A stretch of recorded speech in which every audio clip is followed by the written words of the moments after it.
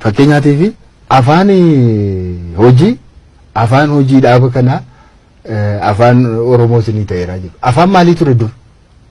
Afaan hojii afaan Oromoon turre kana duwwaan hin raawwanne. Afaan biroo afaan tokko itti dabalame dirqamaan isayyuu yoo xinnaate afaan tokko itti dabalame afaan hojii ta'a afaan paartii kanaa ta'a jechuudha. Maal jechuudha?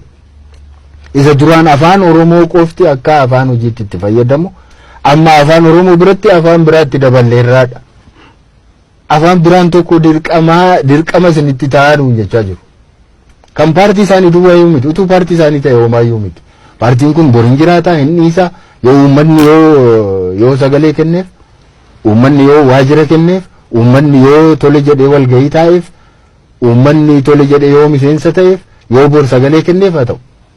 Garuu akka amma jiru kanatti dhaabii amma afaan Oromoo qofaatiin hojii gaggeessaa ture amma afaan dabalataa dirqamaan tokko fudhachuu turre jira jechuudha. Kun immoo adeemsa guddaa keessa darbee kan dhufedha. Miidhaa maal qaba? Miidhaan inni qabu waa'ee afaanii kanaan dura baay'inaan kaasnee irratti dubbannee jirra. Maaliitiif amma afaan biraa fudhachuun dirqama nutti ta'aa jira jechuudha. Afaan biraa afaan tokko yeroo dabalaa yeroo deemu humna afaan sanaa annisaa afaan sanaa akka inni keessaa hir'isu beekamaadha kun.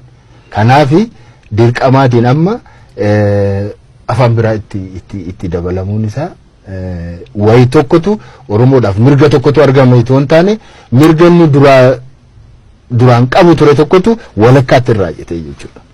Mee afaan kana afaanitiin wal qabatee biltsiginnaa paartiin kun afaan Oromoo akka afaan dhaabichaatti fayyadama jechuun sanii gara biraatiin immoo akka afaan Oromoo afaan federaalaa ta'eera jedhamee itti fudhatame tokkotu jira namoonni baay'een itti gammadaati jiru.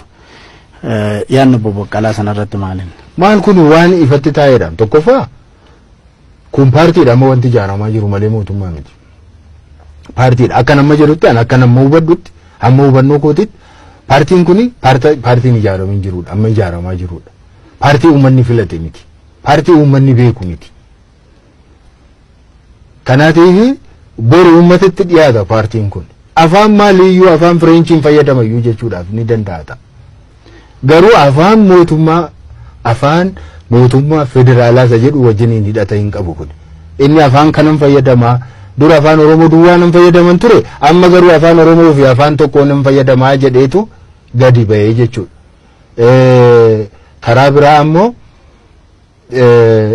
afaan federaalaa akka inni ta'uutiif yaalii goonaadha kan amma jedhamaa jirurraan kan hafe afaan federaalaa ta'ee isa jedhuudhaan miti. Maaliif paartii tokko miti afaan tokko afaan federaalaa kan taasisu.